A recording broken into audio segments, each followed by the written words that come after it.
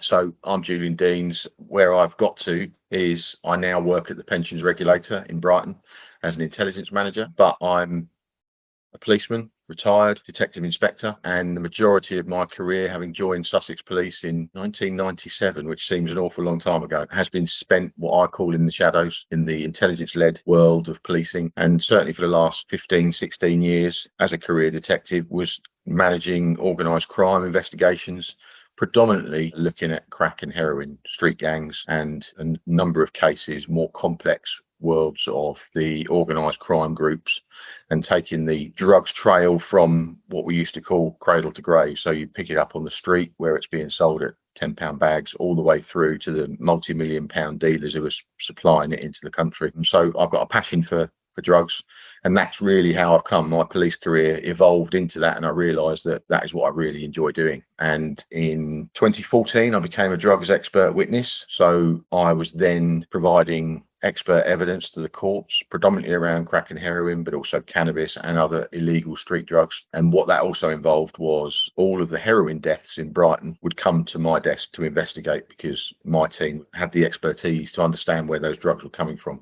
So every heroin death came to me, which meant that I was then spending an awful lot of time speaking with the coroner and providing statements to the coroner's court and liaising and dealing with families, trying to find some kind of closure to the death of a loved one. So that's my career, really. That's where my passion is, and this is why I'm speaking today.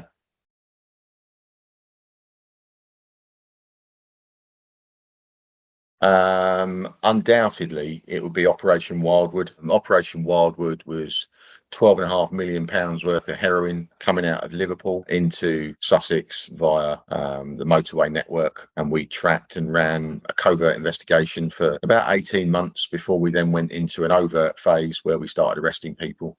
And it was one of Sussex's biggest ever jobs, where we pulled together about 300 officers in one hit to take out the gang. And ultimately, the main linchpin of that operation received my biggest ever sentence, which was a 25-year sentence, which is quite unheard of. When you think that people getting convicted of murders, they don't get 25 years, they get a life sentence, and you will serve 15 years, but we got 25 years on the main man. So that's definitely my career job, and that was all heroin, which was quite satisfying.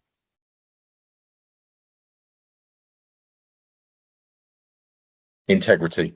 It's got to be the number one for me. I have a very strong sense of what's right and what's wrong, which I think is probably what drew me into the drug expert witness world, because it's very easy as a police drug expert witness to, you're an independent witness to the court. You're there to guide the court. And when I was coming up against defence drug expert witnesses, a lot of my colleagues were like, well, they're working for the defence, they're against us. And actually, you should be working together, because you're not saying something different. You're just interpreting it maybe differently, and you come together to agree something. So the integrity of that is probably one of my biggest values. It's not about, if the evidence isn't there, then we're not convicting anybody. I'm not going to try and get someone convicted. But if the evidence is there, then you need to present that in a way that a layperson, a juror, can understand.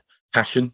I've got a huge passion for whatever I do. Even now, working for the pensions regulator, I love doing what I do. Anything to do with intelligence, then I'm a happy man. So I have a passion for policing all of my life, and that comes across with everything I do. My wife and my daughter always tell me I'm never sitting still for more than 5 minutes. There's always something going on. My mind is on things, and I want to do everything I can, basically. So that's my passion, my integrity, and my attention to detail when it comes to the complexity of jobs. Where I talked about Wildwood earlier. There was so many moving parts to that job, and it's understanding, it's sort of like playing chess to try and work out that if you make this move now, it's going to have an effect in 3 months' time or a week's time, and understanding how you can then turn that into your evidence. And part of that was looking at the phones, for example, interpreting phones. When you look at someone's phone who is using code to try and disguise their criminality, it's the cat and the mouse chase to understand what they're saying, and then you apply it to what you're seeing with other evidence, and then you apply it to what you then go and arrest them for and what you find. And it's that's a strong sense of satisfaction when that comes together.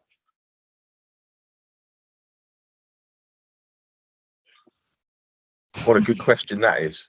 One thing that I used to certainly instill in my team is follow your nose and do what's right.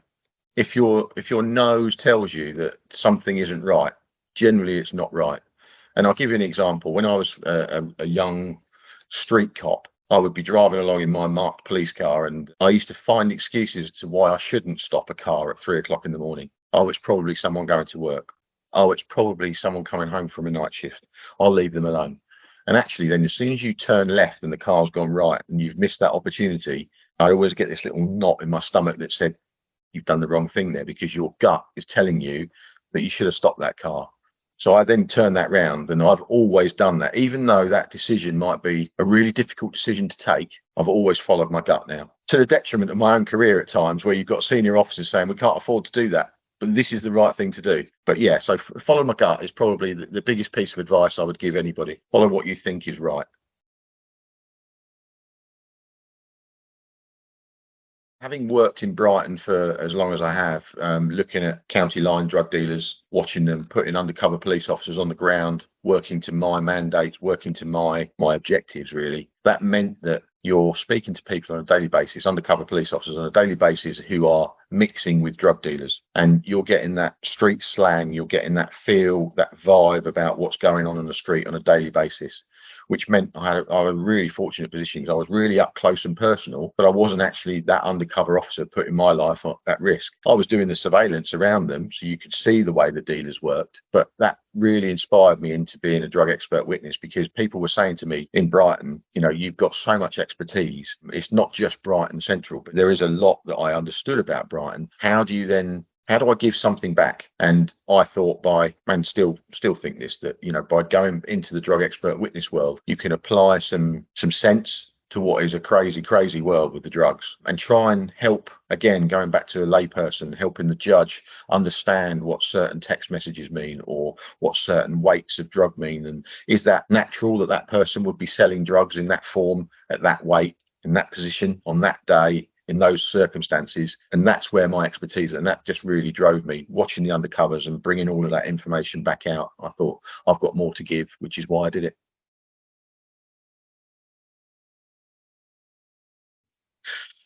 Great question. Again, it probably comes through on the interview. It's a strong sense of integrity. You have to do the right thing, even though that might not be what you think is what feels wrong, maybe, but it's the right thing. It's the right thing. And what I mean by that is that you might be looking at some evidence, and you think that you've watched someone for all this time, and they're a drug dealer. Well, you think they are. And then you know that when you arrest them and you look at their phone, there's going to be loads of drugs evidence on there. And actually, when you look at it, the evidence doesn't match with what your supposed scenario was, what your hypothesis was. And it's those points where you've got to say, do you know what? There isn't the evidence to this guy or this girl, but this shows that, do you know what? I've got it wrong, but I've done the right thing, but I've just got it wrong. And you need to understand and take stock of that, and accept that you've got it wrong, and deal with the consequences. That means that you no longer looking to charge that person or take them through a court process. Then if that's the right thing to do, that's what we should be doing. And that is ever more present in the drug expert witness world, because you can't fudge something, you can't make it up, you can't enhance it, you can't dilute it. It is what it is, and you explain it in that way. And you have to sit there and stand by what you say as an expert, and be prepared that you're going to be challenged on that in court, which I'm very comfortable in court. I actually quite enjoy it. Sadly, a lot of my friends used to say you're mad, but I used to really enjoy being in a court scenario, especially coroner's court, where you're dealing with bereaved families and things. But that's the key thing for me, is you have to have that integrity, and the drug expert witness world really emphasizes that. My strengths certainly are around the crack and heroin market, and understanding how undercover police operations work, understanding the impact of tolerance, for example, in a drugs death. People think that drugs just kills people. There's so much around tolerance. So it's 25 years of policing skill, knowledge, that is borne out in the drugs expert witness world. And I'm not saying, not for 1 minute, that someone who's got 5 years in the police can't be a drug expert. Of course they can. But what I've got is that knowledge and experience to draw back on through all of those years, especially being up close and personal with all those dealers in Brighton or across the country, doing those organised crime investigations. So that's probably the biggest thing for me. Probably the analysis of the phones, I really enjoy that, because quite often you'll be presented with something and you look at it and on the face of it you think, well, what does that mean? But then when you actually apply your mind to it and put your mind in the shoes of a drug dealer, or a drug user for that matter, you then start to clear the fog a little bit. You then start to understand what it was that they were talking about at that time. If you've then got ancillary evidence such as financial reports and things like that, you can then marry up what you're seeing on a text on a certain day that might equate to £800 or £42,000 worth of something that's gone through a bank account. Unlikely with drug dealers, I know, but my point is that you look at the whole picture. And I really enjoy where you look at something, you just sit there and scratch your head maybe to start with. When you start to apply your mind in a criminal sense, then things start to become clearer, and understanding what that tells me.